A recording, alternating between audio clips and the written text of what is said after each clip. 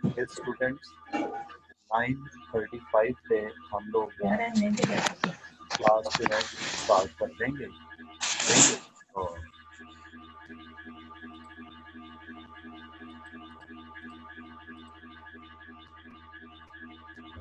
we are left with 1 minute and inshallah we will start the lecture at 9:35.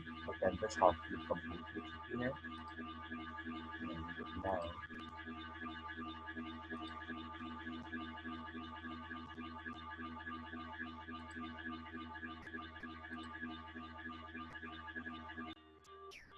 आज dear students आज हम लोग chapter number 9 का next topic पढ़ेंगे। आपने चैप्टर नंबर 9 में आपने देखा होगा टोटल 4 एक्सरसाइजेज हैं जिनमें से 9.1 हम प्रीवियस लेक्चर 1 और 2 में कर चुके हैं। अगर लेक्चर नंबर 2 को हम रिलेट करें तो that covers all our basic ideas and basic relations about basic information about angles and arc lengths. आज थोड़ा सा हम ऑर्डर चेंज कर रहे हैं। 9.2 की थ्योरी और क्वेश्चंस और 9.3 की थ्योरी और क्वेश्चंस करने की बजाय हम पहले 9.4 उसकी थ्योरी और उसके क्वेश्चंस करेंगे। 9.4 deals with the trigonometric ratios. हम पढ़ेंगे आज trigonometric ratios. What are trigonometric ratios? आप एक राइट एंगल ट्रायंगल कंसीडर कीजिए। आप सब लोग जानते हैं कि राइट एंगल ट्रायंगल एक ऐसी ट्रायंगल है जिसमें एक एंगल 90 डिग्री है। अब चूंकि इस ट्रायंगल का नाम राइट एंगल ट्रायंगल किसी इस कैरेक्टरिस्टिक की वजह से रखा है, इसका एक एंगल 90 डिग्री है, तो इसकी जो साइड्स हैं वो भी आम ट्रायंगल जैसी साइड्स नहीं है, ये भी स्पेशल साइड्स हैं, इनके भी नाम है। इसमें जो 90 के ऑपोजिट साइड है आप सब जानते हैं, इस साइड को हाइपोटेन्यूज कहते हैं और बाकी जो दो साइड्स हैं वो कहलाती हैं आर्म्स या रेज ऑफ राइट एंगल। इस डायग्राम में इस फिगर में साइड ए बी जिसे स्मॉल सी से डिनोट किया गया है वो वर्टेक्स सी के ऑपोजिट है, ये हाइपोटेन्यूज है। बाकी दोनों साइड्स कहलाती हैं arms of the right angle. आपके जहनों में और नाम भी आ रहे होंगे, परपेंडिकुलर और बेस, लेकिन अभी तक कोई नाम आप ना ए का ना बी का रख सकते हैं, इनको आप सिर्फ arms of the right angle कहेंगे। राइट एंगल ट्रायंगल में जो हाइपोटेन्यूज है उसकी दो पहचान है, एक तो 90 के सामने होता है, दूसरा उस राइट एंगल ट्रायंगल की लॉन्गेस्ट साइड होती है।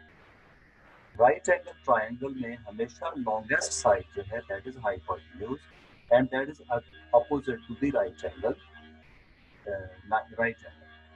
अब बाकी साइड्स के नाम अगर रखने हैं तो उसके लिए एक ट्रायंगल जो है उसको आइडेंटिफाई करने के लिए राइट एंगल ट्रायंगल के लिए एक तो राइट एंगल पता है और आप जानते हैं कि एक राइट एंगल ट्रायंगल में तीनों एंगल्स का सम 180 होता है, ये 90। अगर आपको बाकी दो एंगल्स जो कि वर्टेक्स ए और बी पे बनते हैं किसी एक एंगल का भी पता हो तो तीसरा एंगल ऑटोमेटिकली कैलकुलेट हो जाता है by subtracting given angle from 90। तो इसलिए एक राइट एंगल ट्रायंगल एक एंगल के साथ पहचानी जाती है, तीसरा एंगल अंडरस्टूड होता है। अच्छा, इस राइट एंगल ट्रायंगल की जो खास बात है वो आपको बताना ये है कि बाकी दो साइड्स के अगर नाम रखने हैं तो we have to consider the second angle other than the right angle triangle. हम मान लेते हैं वर्टेक्स ए पे एंगल थीटा, तो थीटा के with respect opposite side perpendicular कहलाती है और एडजेसेंट साइड जो है वो बेस कहलाती है। अब आपके पास तीनों साइड्स हैं, थीटा के ऑपोजिट साइड परपेंडिकुलर, थीटा के एडजेसेंट साइड बेस और हाइपोटेन्यूज इज सी। अगर यही एंगल ए की बजाय बी पे होता तो बी को हम परपेंडिकुलर कह रहे होते, ए को हमने बेस का कहना था। अभी ए परपेंडिकुलर, हाइपोटेन्यूज और बेस यहाँ मैंने लिखे इसलिए नहीं कि ये एक वेल नोन फैक्ट है और आपको ये याद रहेगा। अच्छा, इस ट्रायंगल में आइए इस राइट एंगल ट्रायंगल की ये खास बात क्या है। अगर हम इसकी इतने ही एंगल वाली एक और ट्रायंगल बनाएं जिसके एंगल्स इसके बराबर हो, वो चाहे इससे छोटी ट्रायंगल क्यों ना हो जाए। हम एक छोटी ट्रायंगल बना रहे हैं, देखिए ये एक स्मॉलर ट्रायंगल है। इसकी खास बात ये है कि इसमें भी राइट एंगल है और इसका ये जो एंगल ए के ऑपोजिट है, दिस इज अगेन थीटा। तो अगर इसका एंगल ये थीटा है तो यहाँ वाला एंगल बी के इक्वल होगा। इसी तरह से आप एक बड़ी ट्रायंगल भी बना सकते हैं जो ए बी सी से भी बिगर हो, लेकिन उसकी खास बात क्या होगी कि उसका भी जो एंगल बनेगा यहाँ पे वो इक्वल टू एंगल ए ही होगा, थीटा यहाँ बनेगा। इन तीनों ट्रायंगल्स को, एक जो एबीसी के अंदर बनी है और एक जो एबीसी के बाहर बनी है, इन तीनों ट्रायंगल्स में एंगल सेम है। ऐसी ट्रायंगल्स को सिमिलर राइट एंगल ट्रायंगल्स कहते हैं। एक खास बात जो similar triangles, right angle triangles की है कि आप इनमें से किसी भी ट्रायंगल में परपेंडिकुलर को हाइपोटेन्यूज से डिवाइड करें, परपेंडिकुलर को हाइपोटेन्यूज से डिवाइड करें। किसी भी ट्रायंगल को आप परपेंडिकुलर को हाइपोटेन्यूज से डिवाइड करें। ए ओवर सी निकालें, ए ओवर सी निकालें, ए ओवर सी निकालें। याद रहे तीनों में ये एंगल सेम है, तो इन तीनों ट्रायंगल से ए ओवर सी का आंसर सेम होगा।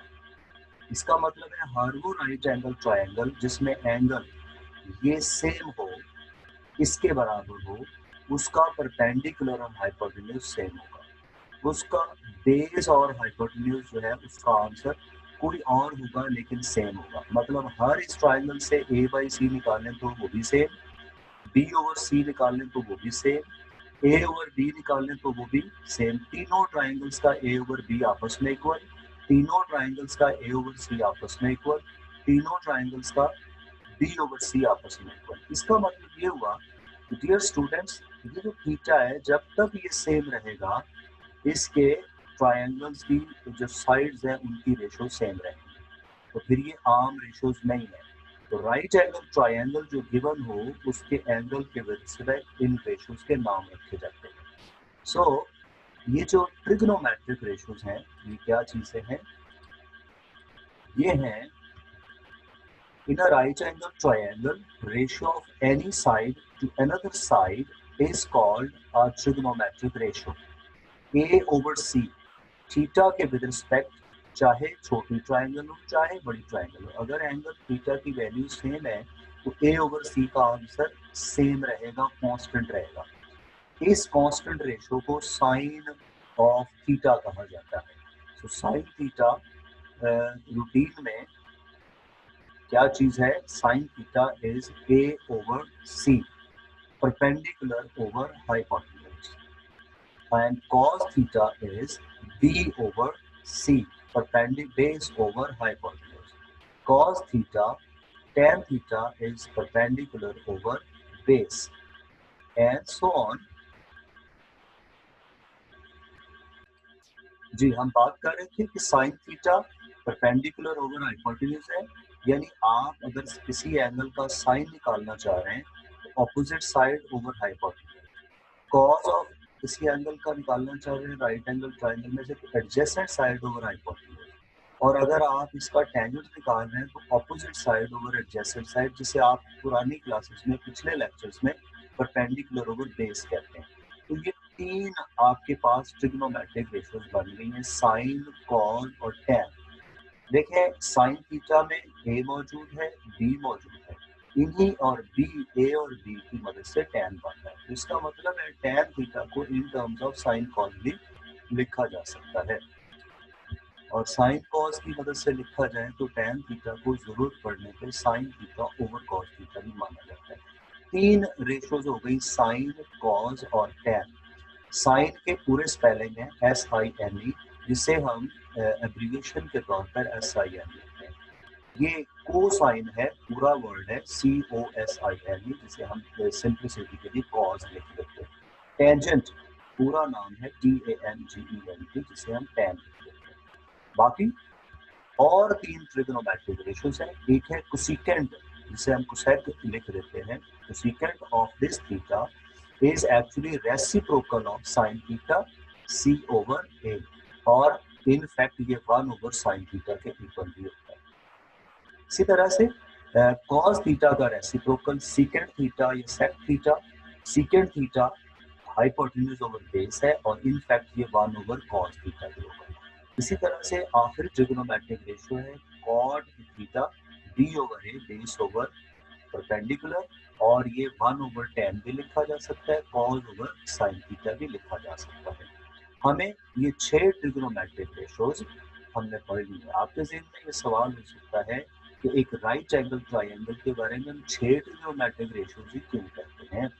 क्योंकि 3 साइड्स हैं, 3 में से 2-2 के जब पेयर्स बनाएंगे तो ये आंसर हमेशा सिर्फ 6 टोटल पॉसिबल आंसर्स आ सकते हैं। A/C, C/A, A/B, B/A और B/C, C/B। इसके अलावा इन 3 साइड्स की रेशो पॉसिबल नहीं है। इसीलिए एक ट्रायंगल से related there are 6 trigonometric ratios, जिनमें से साइन, कॉस, टैन बेसिक समझ लें, और बाकी तीनों इनके रेसिप्रोकल्स हैं। हमें वक्त पढ़ने पे, जरूरत पड़ने पे अगर टैन को हैंडल करना हो तो साइन ओवर कॉस भी लिख सकते हैं, 1/cot भी लिख सकते हैं, कॉट को कॉस ओवर साइन भी लिख सकते हैं, 1/tan भी लिख सकते हैं, सीकेंड को 1/cos भी लिख सकते हैं, कोसेकेंड को 1/sin। ये आपकी 6 ट्रिग्नोमेट्रिक रेशियोज हैं।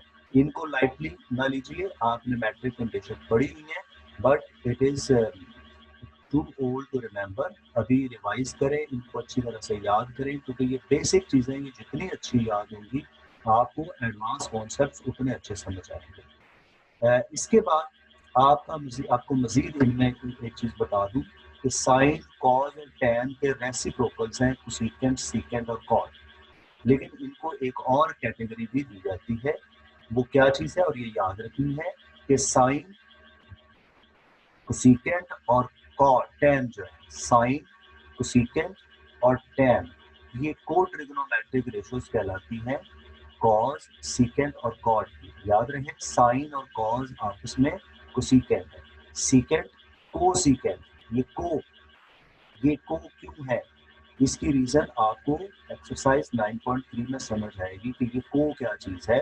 देखिए नाम से पता चल रहा है, साइन कोसाइन, कोसाइन का साइन, साइन कोसाइन, सीकेंट को सीकेंट, टेंजेंट को टेंजेंट।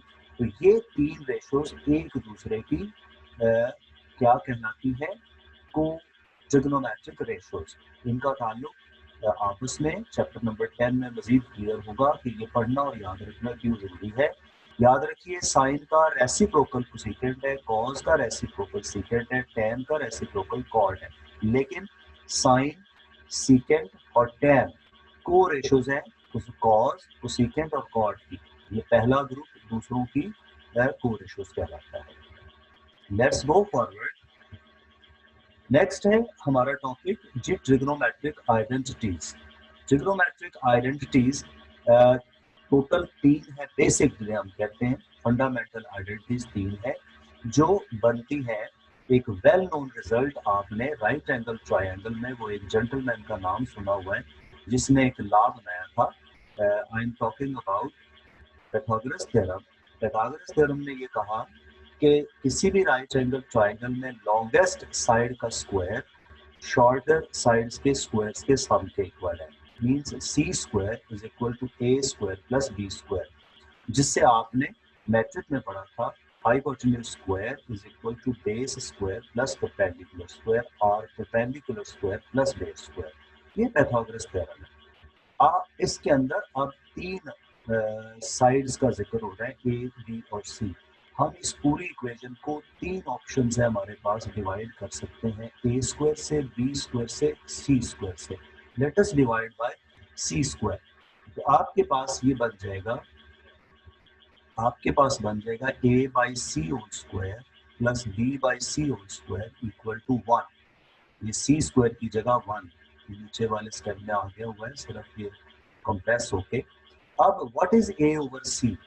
डियर स्टूडेंट्स, अगर आप ए ओवर सी को लिखना चाह रहे हैं साइन या कॉस, परपेंडिकुलर ओवर हाइपोटेन्यूज मानना चाह रहे हैं, बेस ओवर हाइपोटेन्यूज मानना चाह रहे हैं, तो we need angle of the right angle triangle other than 90 degree. उसके लिए हम यहाँ पे समझते हैं कि अगर यहाँ पे थीटा है तो ए ओवर सी साइन थीटा बन जाएगा। अगर थीटा यहाँ पे होता तो ए ओवर सी जो है वो कॉस थीटा बन जाएगा। इसके साथ ही हम ए ओवर सी को साइन थीटा और बी ओवर सी को कॉस थीटा लिख सकते हैं। तो आपके पास ये आइडेंटिटी बन जाएगी sine square theta plus cos square theta equal to 1।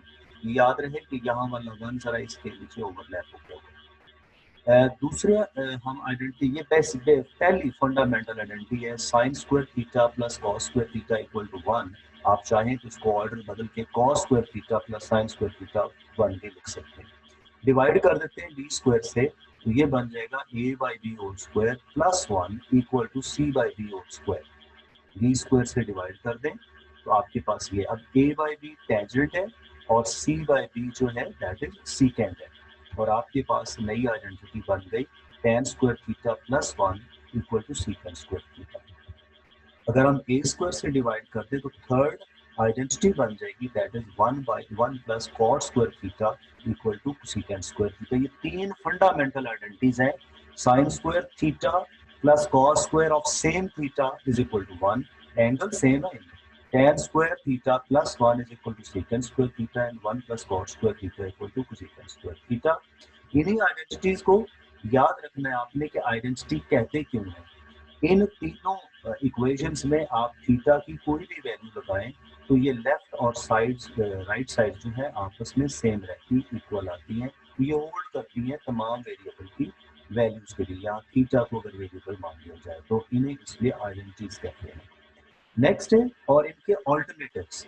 इन्हीं आइडेंटिटीज को हम किस तरह से डील कर सकते हैं। कहीं sine square plus cos square theta लिखा हो तो हम 1 लिख देंगे, बट अगर कहीं इनकी जरूरत पेश आए कि अगर cos square plus sine square की बजाय सिर्फ कॉस स्क्वायर हो तो आप कॉस स्क्वायर थीटा की जगह पे 1 माइनस साइन स्क्वायर थीटा और साइन स्क्वायर थीटा की जगह 1 minus cos square theta replace कर सकते हैं। नेक्स्ट, टेंजेंट स्क्वायर थीटा की वैल्यू इसी से आप सीकेंट स्क्वायर थीटा माइनस 1 लिख सकते हैं और secant square theta minus ten square theta, ten को दूसरी साइड पर शिफ्ट कर दें तो ये 1 के इक्वल होता है। और इसी तरह से ये लास्ट आइडेंटिटी ऑल्टरनेटिवली इन तीन तरह से इस्तेमाल हो सकती है। ये आइडेंटिटीज के ऑल्टरनेटिव जानने के साथ ही हम चलते हैं एक्सरसाइज 9.4। सो मैंने ऑर्डर थोड़ा चेंज किया है। 9.1 के बाद we are going to solve exercise 9.4। 9.4 के क्वेश्चंस की दो कैटेगरीज हैं, कुछ वो हैं जो क्लास वर्क के तौर पर दिए गए और कुछ होमवर्क के तौर पर। मैं इनमें से मोर देन 50% करूंगा और होमवर्क वालों में से भी मोर देन 50% करूंगा। आइए जी इनमें से क्वेश्चन नंबर 11 देखते हैं। ये कहते हैं कि आप प्रूव कीजिए sine theta over 1 plus cos theta plus cot theta equal to cosecant theta. हमें उस साइड से स्टार्ट करना है जिसकी टर्म्स ज्यादा हो, जिसमें सिंप्लीफिकेशन के चांसेस ज्यादा हो और रिप्लेसमेंट कर सकते हो फंडामेंटल आइडेंटिटीज और ट्रिग्नोमेट्रिक रेशियोज की। राइट साइड पे ओनली वन टर्म है, इसे करना चाहे तो इसे एक्सपैंड करके ज्यादा टर्म पे बदलना होगा। It will B comparatively difficult job और हमें बिगर साइड से लेना है। और ये क्वेश्चन एक सेंस में आसान है, अगर हम बिगर साइड से शुरू करते हैं तो हमें टारगेट पता है कि इसे हमने कोसेकेंट थीटा बनाना है, इसको उस तरफ लेके चलते हैं। लेफ्ट हैंड साइड को लेते हैं sine theta over 1 plus cos theta plus cot theta. पहली चीज जो हम कर सकते हैं, हम कॉट थीटा का अल्टरनेटिव जो है वैल्यू वो 1 ओवर टेंजेंट थीटा भी है, लेकिन बात साइन और कॉस की हो रही है तो ये सारे यूनिफॉर्म किस्म के आइडेंटिटी रेशियोज होने चाहिए। तो हम कॉट थीटा की value sine theta over cos theta या cos theta over sine theta put करते हैं। इसके बाद एक सिंपल अलजेब्रा के स्टेप्स हैं, हमें एलसीएम लेना है। LCM is sine theta into 1 plus cos theta. Sine theta इधर मल्टीप्लाई होगा 1 प्लस कॉस थीटा इस न्यूमरेटर से, ब्रैकेट्स एक्सपैंड करते हैं तो ये आपके पास और कीजिए साइन स्क्वायर थीटा और कॉस स्क्वायर थीटा अलग अलग मौजूद है। जब इन्हें अरेंज करके कंबाइन करेंगे तो it will be equal to 1। हमारे पास नेक्स्ट एक्सप्रेशन बन जाएगा 1 plus cos theta over sine theta into 1 plus cos theta. और आप देखिए कि अब न्यूमरेटर और डिनोमिनेटर की सिंप्लीफिकेशन हो सकती है। हमारे पास बच जाएगा 1 over sine theta and that is actually equal to cosecant theta, और हमें यही प्रूव करना था। ये था क्वेश्चन नंबर 11। आगे बढ़ते हैं। क्वेश्चन नंबर हम करते हैं इनमें से 8। क्वेश्चन 8 है, अपनी बुक सामने रखिए। 2 cos square theta minus 1 equal to 1 minus 2 sine square theta. दोनों लेफ्ट और राइट साइड्स में तकरीबन नंबर ऑफ टर्म्स एक जैसी हैं, तो आप किसी भी साइड से इसको लेके चल सकते हैं। आइए लेफ्ट हैंड साइड से करते हैं। और मैंने कहा था जिस क्वेश्चन में हमें राइट साइड पता हो तो आप समझिए कि उसमें बहुत कुछ आपको गाइडलाइन दे दी है कि आपको यही प्रूव करना है, तो आप इसी के बारे में सोचिए। आप सोचिए कि अब आपको कॉस स्क्वायर थीटा नहीं चाहिए, आपको साइन स्क्वायर थीटा चाहिए। सो फंडामेंटल आइडेंटिटी से ऑल्टरनेटिव जो हमने बनाए थे, कॉस स्क्वायर थीटा की value cos square plus sine square equal to 1 वाली आइडेंटिटी से लेते हैं, और वो भी 1 minus sine square theta. Bracket खोल लें, ब्रैकेट खोल लेंगे तो हमारे पास ये सिंप्लीफिकेशन होकर ऑटोमेटिकली राइट हैंड साइड आ जाएगी। And was comparatively easy question. 8 और 11 के बाद हम देखते हैं क्वेश्चन नंबर 14। क्वेश्चन नंबर 14 में आप देखिए लेफ्ट पे सीकेंट और tan है, उनका स्क्वायर।